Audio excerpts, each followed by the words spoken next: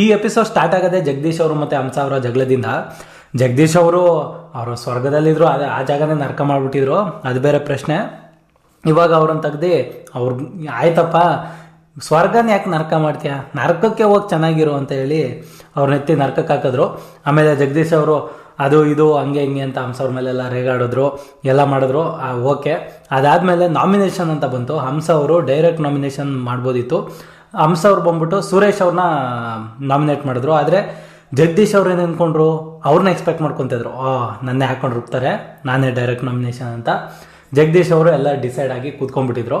ಆದರೆ ಹಂಸ ಅವರು ಸುರೇಶ್ ಅವ್ರನ್ನ ಹೆಸರನ್ನು ತಗೊಂಡು ನಾಮಿನೇಟ್ ಮಾಡಿದ್ರು. ಜಗದೀಶ್ ಅವರು ಫುಲ್ ಖುಷಿ ಆಗುತ್ತೆ, ಬಚಾವ್ ಆಗ್ಬಿಟ್ಟು, ಏನು ಗುರು ಇಷ್ಟೊಂದು ಕುಳೆ ಕೊಟ್ರು, ಈ ಥರ ಮಾಡಿದ್ರು, ನನ್ನ ಹೆಸರು ತಗೊಳ್ದೆ ಸುರೇಶನ ಹೆಸರು ತಗೋಬಿಟ್ರಲ್ಲ ಅಂದ್ಬಿಟ್ಟು ಹಂಸ ಅವರಿಗೆ ಸಪೋರ್ಟ್ ಮಾಡೋಕ್ಕೆ ಸ್ಟಾರ್ಟ್ ಮಾಡ್ಬಿಟ್ರೆ.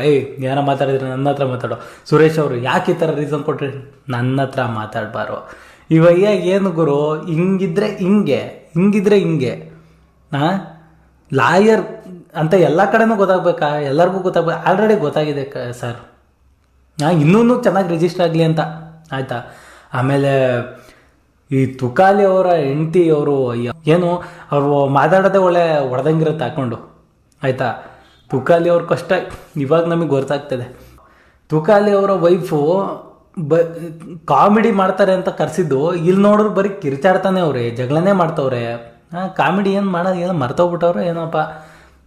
ಬರೀ ಸ್ಕ್ರಿಪ್ಟ್ ಮಾಡ್ಕೊಂಡು ಕಾಮಿಡಿ ಮಾಡಿಬಿಟ್ರೆ ಮುಗ್ದೋಯ್ತಾ, ಇಲ್ಲಿ ಬರೀ ಜಗಳ ಆಡೋದ, ಏನಪ್ಪ.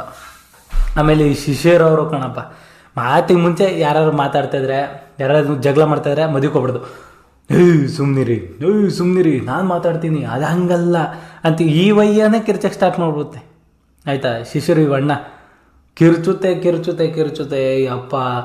ಅವರೇ ಕಿರ್ಚಾಡ್ತಾರಲ್ಲ, ಇಲ್ಲಿ ಜಗಳ ಯಾರು ಮಾಡ್ತಾಯಿದ್ರು, ಯಾರು ಜಗಳ ಮಾಡ್ತವ್ರೆ ಅನ್ನೋದೇ ಮರ್ತೋಗ್ಬಿಡುತ್ತೆ ನನಗೆ.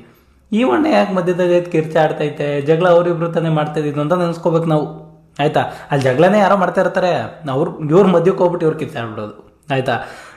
ಅವ್ರಿಗೆ ಯಾರು ಜಗಳ ಮಾಡ್ತಿದ್ದವರು, ಈ ವಣ್ಣ ಯಾಕೆ ಮಧ್ಯಕ್ಕೆ ಬಂದ, ಇವ್ನಿಗೇನು ಮ್ಯಾಟ್ರು ಅಂತ ಥಿಂಕ್ ಮಾಡ್ಬೇಕು ನಾವು. ನೋಡಿದ್ರೆ ಏನು ಲಿಂಕೇ ಇಲ್ಲ, ಸುಮ್ಮನೆ ಕೂತ್ಕೊಂಡ್ರೆ ಆಗೋದು. ಆಯಿತು ಮಾತಾಡೋದು ಹೋಗಿ ಸಾರ್ಟ್ ಔಟ್ ಮಾಡೋಕ್ಕಾರ ಬರ್ತಾರ, ಇಲ್ಲ ಕಿರ್ಚಾಡ್ಬಿಡೋದು ಜಗಳ ಮಾಡೋ ಥರ. ಅವ್ರಿಗೆ ತಲೆ ಕಟ್ಟೋಗ್ಬಿಡುತ್ತೆ ಜಗಳ ಮಾಡೋವ್ರಿಗೇನೆ. ನಾನು ಇವನು ಮಾತಾಡ್ತೀವಿ, ಇವನು ಯಾಕಪ್ಪ ಮಧ್ಯೆ ಬಂದು ಹಿಂಗೆ ಕಿರ್ಚಾಡ್ತವನೆ ಅಂತ. ನಾವು ಅಣ್ಣಗೆ ಶಿಶಿರ ಅಣ್ಣಂಗೆ ಅದೇನು ಅನಿಸ್ತದೆ ಏನೋ ಗೊತ್ತಿಲ್ಲ. ಆಮೇಲೆ ಬಿಗ್ ಬಾಸ್ ಅವರು ಒಂದು ಟಾಸ್ಕನ್ನು ಕೊಡ್ತಾರೆ, ಏನಂದರೆ ನಾಮಿನೇಷನ್ ಟಾಸ್ಕ್, ಆಯಿತಾ.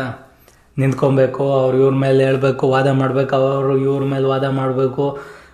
ಇದ್ರ ಮಧ್ಯ ಕ್ಯಾಪ್ಟನ್ ಆದವರು ಅವರ ಜಡ್ಜ್ಮೆಂಟ್ ಮೇಲೆ ಯಾರು ಒಳ್ಳೆ ಅಭ್ಯರ್ಥಿ ಅಲ್ಲ ಅವ್ರನ್ನ ನಾಮಿನೇಟ್ ಮಾಡ್ತಾರೆ, ಆಯಿತಾ. ಅನುಷ್ ಅವ್ರಿಗೆ ಮತ್ತು ಚೈತ್ರ ಅವ್ರಿಗೆ ಪೈಪೋಟಿ ಬಿದ್ದಿರುತ್ತೆ, ಆಯಿತಾ. ಮಾತಾಡ್ಬಿಟ್ಟು ಅವರಿಬ್ಬರಲ್ಲಿ ಯಾರು ಗೆಲ್ತಾರೆ ಅವರು ನಾಮಿನೇಟಿಂದ ಸೇವ್ ಆಗ್ತಾರೆ ಅಂತ ಹೇಳ್ಬಿಟ್ಟು ಅನುಷ್ ಅವರು ಮಾತಾಡ್ತಾರೆ, ಆಯಿತಾ. ಆಮೇಲೆ ಚೈತ್ರ ಅವರು ಅಯ್ಯಪ್ಪ ಇರುವೆ ಆನೆ ಅಂದ್ಕೊಂಡು, ನಾನು ಆನೆ, ನನಗೆ ಇನ್ವೇನ್ ಕಂಪೇರ್ ಮಾಡ್ಕೊಂಡ, ನೀವು ಆನೆ ಅಲ್ಲ ಡೈನೋಸರ್ ಅಂದ್ಕೊಬಿಡಿ ಅತಿಗೆ, ಡೈನೋಸರು, ಆಯಿತಾ. ಏನಾರ ಬಂದರೆ ಒಳಗಿರ್ತಾರೆ ಕಾಡಿನಾಗ ಯಾವ ಮೂಲೆಗೆ, ನಾನು ಆನೆ, ನಾನು ಡೈನೋಸರು, ನಾನು ಹುಲಿ, ನಾನು ಸಿಂಹ, ನಾನು ನಾಯಿ. ಫಸ್ಟ್ ಮನುಷ್ಯರಾಗಿ ಆಮೇಲೆ ಏನಾದರೂ ಒಂದಾಗಿ, ಆಯಿತಾ. ದೊಡ್ಡ ಆನೆಯನ್ನು ಹೊಡಿಯೋಕ್ಕೆ ಇನ್ನೊಂದು ಡೈನೋಸರ್ ಬರಬೇಕಾಗಿಲ್ಲ, ಜಸ್ಟ್ ಒಂದು ಸಣ್ಣ ಇರುವೆನೇ ಸಾಕು.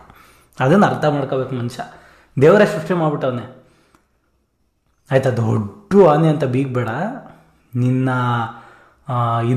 ನಿನ್ನ ಸಾವನ್ನು ಎಲ್ಲಿಟ್ಟಿದ್ದೀನಿ ನಾನು, ಯಾವುದ್ರಲ್ಲಿ ಇಟ್ಟಿದ್ದೀನಿ, ಜಸ್ಟ್ ಒಂದು ಸಣ್ಣ ಇರುವೆಯಲ್ಲಿ ಇಟ್ಟಿದ್ದೀನಿ ಅಂತ ದೇವರು ಪ್ರೂವ್ ಮಾಡಿರೋದು, ಆಯಿತಾ. ನಮಗೆಲ್ಲ ಎಕ್ಸಾಂಪಲ್ ಸೆಟ್ ಮಾಡಿದ್ದಾರೆ ದೇವ್ರು, ಇಲ್ಲ ಆದ್ರೆ ಅರ್ಥ ಮಾಡ್ಕೊಳ್ಳಲ್ಲ ಮನುಷ್ಯ.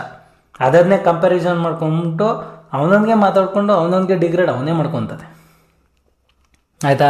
ಆಯಿತು, ಇವರಿಬ್ಬರು ಅನುಷ್ ಅವರು ಮತ್ತು ಚೈತ್ರ ಕೂಟೂರ್ ಅವ್ರಿಗೆ ಬಿತ್ತು, ಎಲ್ಲ ಮಾತಾಡಿದ್ರು, ವಾದ ವಿವಾದ ಆಯಿತು. ಕ್ಯಾಪ್ಟನ್ ಡಿಸಿಷನ್ನು, ಆಯಿತಾ. ಅನುಷ್ ಅವರು ನೀವು ಎಲ್ಲ ಟಾಸ್ಕನ್ನು ಚೆನ್ನಾಗಿ ಮಾಡಿದ್ದೀರಾ, ಎಲ್ಲ ಕಡೆನೂ ಚೆನ್ನಾಗಿ ಆಟ ಆಡಿದ್ದೀರಾ, ನೀವು ನಿಮ್ಮ 100% ಎಲ್ಲ ಕೊಟ್ಟಾಡಿದ್ದೀರಾ, ಅದು ಇದು ಎಕ್ಸೆಟ್ರಾ ಎಲ್ಲ ಪಾಸಿಟಿವ್ ಹೇಳಿದ್ದು. ಲಾಸ್ಟಿಗೆ ನಾನು ನಿಮ್ಮನ್ನೇ ನಾಮಿನೇಟ್ ಮಾಡ್ತೀನಿ. ಏನಪ್ಪ ಇದು, ಒಂದು ಅರ್ಥನಾದರೂ ಬೇಡವಾ? ಚೆನ್ನಾಗಿ ಆಡಿರೋರನ್ನೇ ನಾಮಿನೇಟ್ ಮಾಡೋದಾದರೆ, ನೀನು ಚೆನ್ನಾಗಿ ಆಡಿಲ್ದಿರೋ ಅದು ರೀಸನ್ ಏನು? ನೀವು ನಿಮ್ಮ ಕೆಪಾಸಿಟಿನ ಇನ್ನೂ ಅರ್ಥ ಮಾಡ್ಕೋಬೇಕಂತೆ. ಇನ್ನೇನು ಅರ್ಥ ಮಾಡ್ಕೊತಾರೆ?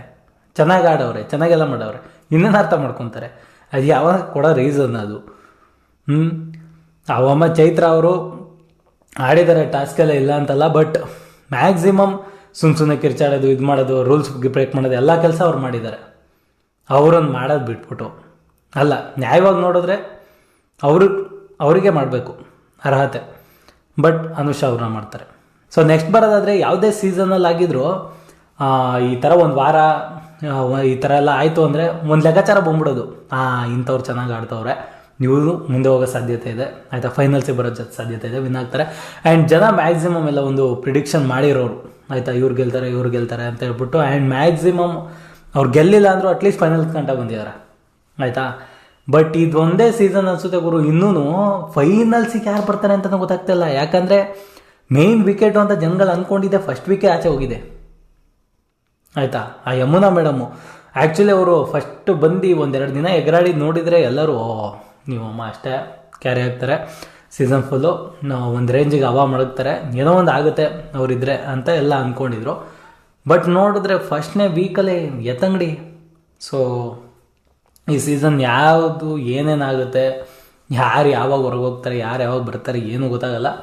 ಸೊ ನೋಡುವ, ಕಾದು ನೋಡುವ ಎಪಿಸೋಡ್ಸ್ ಎಲ್ಲ ಹೆಂಗೋಗುತ್ತೆ ಅಂತ.